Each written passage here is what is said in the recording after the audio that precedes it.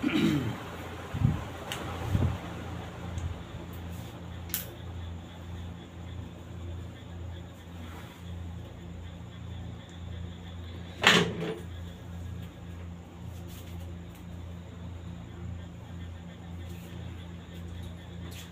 मित्रों नमस्कार।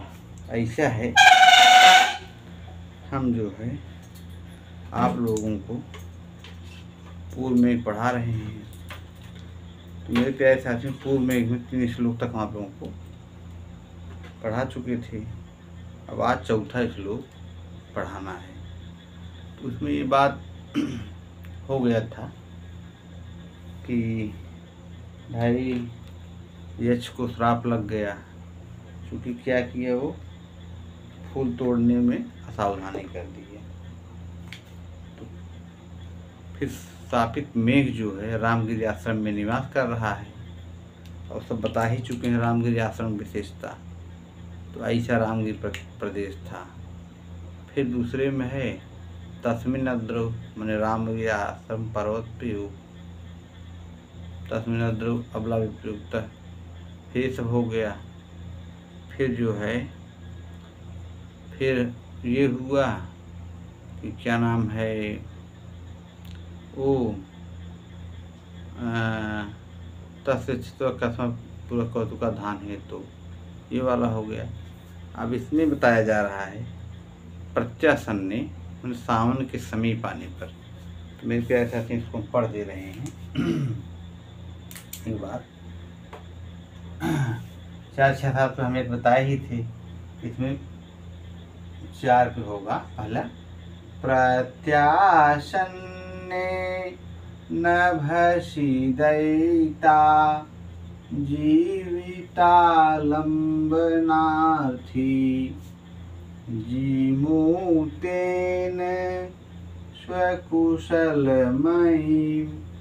हारयिष्यन् प्रवृत्तिं सप्रत्यग्रै कुटजकुसुमै कल्पितार्घाय तस्मै प्रीतः प्रीति प्रमुखवचनं स्वागतं व्याजहार प्रत्यासन्ने नभसि दयिता जीवितालम्बनार्थी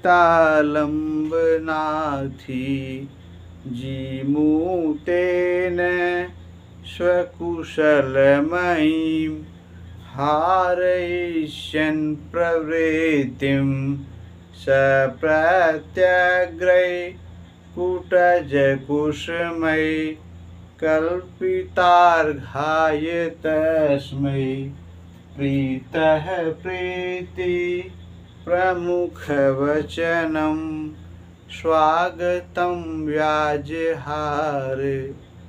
कहने मतलब ये है, इसमें जो है ये कहा जा रहा है, यक्ष यह कह रहा है मेघ से, प्रत्यासन्ने, महाकवि कालिदास जी कहलवा रहे हैं।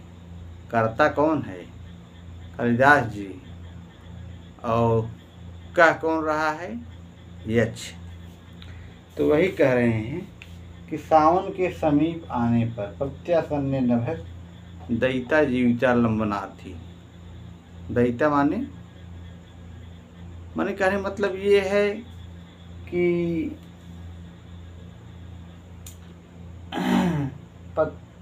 प्रिया के जीवन धारण के इच्छुक, प्रिया की जीविता लंबनार्थी। भाई यक्ष जीवित रहेगा तभी तो उसकी पत्नी जिंदा रहेगी। आप जब आगे जाएंगे उत्तर मेघ में, तो देहले दत्त पुष्प है, एक एक फूल गिन रही है। तो ये चीज़ें हैं। तो वहाँ पे आप बीड़ा बजाती हुई यक्षिणी को देखेंगे। विद्युतवंतम ललितवंता सेन चापम सुचित्रा संगीताय प्रहतमुर्जा, इस तरह से है ना। तो सीमंते चतुर्भुजम, फिर उसमें आप कल्पवृक्ष फिर देखेंगे, बताएगा कि मेरा यक्ष अपना मकान बताएगी कि इस तरह हमारा वहाँ पे ये होगा, मंदार का वृक्ष होगा, सब चीज़ है ना। तो ये सब उत्तर मेघ में है। अब उत्तर मेघ में कभी बीड़ा बजा रही है, कभी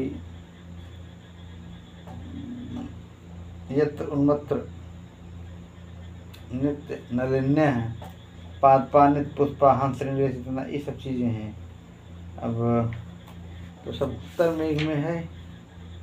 उसमें ये भी है, ये भी साधु हृदय निहृतई, तो उसमें सब लिखित तो इसी में तो है। हृदय निहितई लक्षण लक्ष्य द्वारे पानते लिखित वस्तु, द्वार पे जब जाओगे तो उसके गेट पे जो है शंख पद्मोच दृष्टवा छामच्छायम भवन मग्नामद्वियुगे नूनम सूर्य पाए न खलु कमलम पूछे स्वम अभिख्याम। मन सूर्य के अपाय हो जाने पर, सूर्य के अस्त हो जाने पर इस तरह से कमलनी की शोभा जो है प्राय नष्ट हो जाती है। तो उसी तरह से तो ये चीज़ें सब आएगा आपका उत्तर मेघ में। तब यहाँ यक्ष है, अलका में यक्षिणी रह रही है। तो अभी तो पूर्व मेघ में बड़न रामगिरी आश्रम चल रहा है, यहाँ यक्ष तड़प रहा है, वहाँ यक्षिणी अलका में है, तड़प रही है। तो तड़प दोनों रहे, यक्ष भी यक्षिणी भी। तो उत्तर मेघ में पूरा एकदम अलकैक वर्णन है। अलका कितनी समृद्ध नगरी है उसका वर्णन है। तो ये सब चीज़ें उत्तर मेघ में आएगा। अभी तो यक्ष जो है, इसीलिए इसको दूत काव्य कहते हैं, तो इसीलिए इसको संदेश काव्य कहते हैं, क्योंकि ये संदेश न काव्य है। भाई आप आगे आगे देखेंगे। ये हो गया दयिता जीवित्यालंबनार्थी यक्ष है। प्रिया के जीवन का सहारा कौन है? यक्ष है। तो यहाँ पर षष्ठी तत्पुरुष हो जाएगा। अब जीमूर्तिन माने बादल से अपनी कुशलता स्वकुशलमयी हार ईश्वन प्रवृत्तिम। अब यहाँ चूँकि यक्ष से प्रार्थना करना है तो भाई पहले उनको फूल माला चढ़ाएंगे। हे मेघ देवता आप जाइए, तो उसमें कुटज के पुष्प, चमेली के फूल, पहले उनकी पूजा अर्चना कर रहे हैं।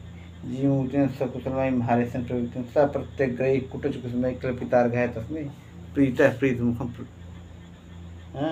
स्वागतम व्याजहार है। इसमें ये कह रहे हैं कि सावन महीने समीप आने पर प्रिय के जीवन धारण करने के इच्छुक कहीं मेरी वियोग में मेरी यह प्राण त्याग न दे, ऐसी आशंका के कारण डरा हुआ है मेघ। वो यक्ष है, यक्ष डरा हुआ है कहीं मेरी पत्नी मेरे वियोग में प्राण न त्याग दे। तो इसीलिए जो है उस यक्ष से मेघ के माध्यम से अपनी कुशल वार्ता पहुँचाने की आकांक्षा से नूतन गिरमल्लिका के फूलों से विधिवत पूजन सामग्री संपादित कर प्रसन्नता युक्त हृदय से एवं प्रणय युक्त शब्दावली से उस मेघ को सम्मानित किया। ये चीज है। नूतन गिरमल्लिका के फूलों से, वही चमेली के फूल से विधिवत पूजन सामग्री करके प्रसन्नता पूर्वक युक्त हृदय एवं प्रणय युक्त शब्दावली से, माने प्रेम पूर्ण बातें कहा, सम्मानित किया, उनको कुटज पुष्प दिया। भाई खुश रहिए, आप जाइए अच्छे मेघ देवता, हमारा समाचार हमारी प्रियतमा तक पहुंचा देना। तो यहाँ आपका कुटज कुसुमयी कर्मधारय हो जाएगा। कुटज कुसुमयी में आपका यहाँ कुटज कुसुमयी कर्मधारय बनेगा, सीधा सीधा। प्रत्यग्रह बहुव्रीहि बन जाएगा। और दयिता जीविता लंबनार्थी में आपका षष्ठी तत्पुरुष बनेगा। और नभस जो है ये आपका सप्तमी एक वचन, नभसी, तो ये आपका हो गया।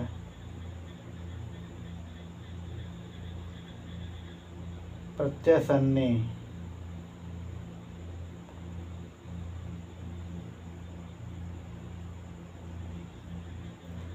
प्रत्यय सन्ने में प्रति आसद अक्त कर्तरी, इसमें आपका हो जाएगा प्रति शद प्लस आ प्लस अक्त ई होगा प्रत्यय सन्ने सावन के समीप आने पर। कल्पितार्घाय बहुब्रीहि होगा, ये आपका कल्पितार्घाय बहुब्रीहि। और स्वागतम व्याजहार, तो प्रीति प्रमुख वचनम में बहुब्रीहि हो जाएगा, प्रीति प्रमुख वचनम, यहाँ ये आपका बहुब्रीहि बनेगा। प्रीति प्रमुख वचनम में, प्रीति प्रमुख वचनम बहुब्रीहि हो जाएगा। और सब हो गया क्लियर। तो हारेस्यन, इसमें आपका ऋच प्रत्यय लगेगा, हरि ऋच लट से सत प्रत्यय लग करके बनेगा। तस्मय में चतुर्थी संप्रदाने लगेगा। एक सूत्र है ना, कर्मणा यम अभिप्रेत सु अपसंप्रदानम, नहीं यहाँ क्रिया लगेगा, क्रिया यम अभिप्रेत सु अपसंप्रदानम, फिर संप्रदान लग के चतुर्थी संप्रदान में संप्रदान हो जाएगा। दोनों सूत्र हैं, दोनों संप्रदान करते हैं। लेकिन यहाँ पे जो है ये आपका क्रिया वाला रहेगा। दोनों हम बात थोड़ा देख लेते हैं। बाबूराम सक्सेना हमारे पास है, और हम वो जो बोल देते हैं वो गलत नहीं बोल देते हैं। लेकिन ये है कि किताब है चतुर्थी संप्रदान वाला, देख ले रहे हैं इसमें क्या है। बाकी ये जब कारक पढ़ाएंगे तो खुद ही बताएंगे। यहाँ पे आपका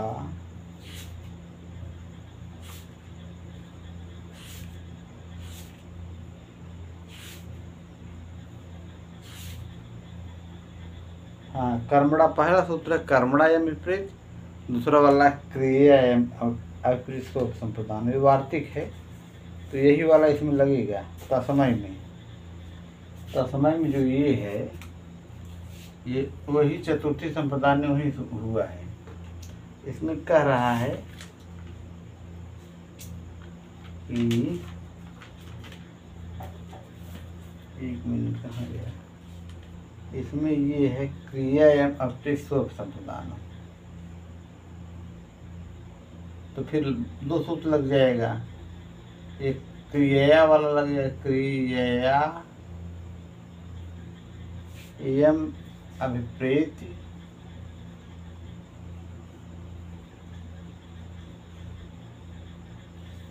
सोप संप्रदानम, सोपि संप्रदानम ये लगेगा। इसके बाद चतुर्थी संप्रदान से आपका संप्रदान हो जाएगा। इस तरह से ये वीडियो संपन्न हुआ। नमः संस्कृताय।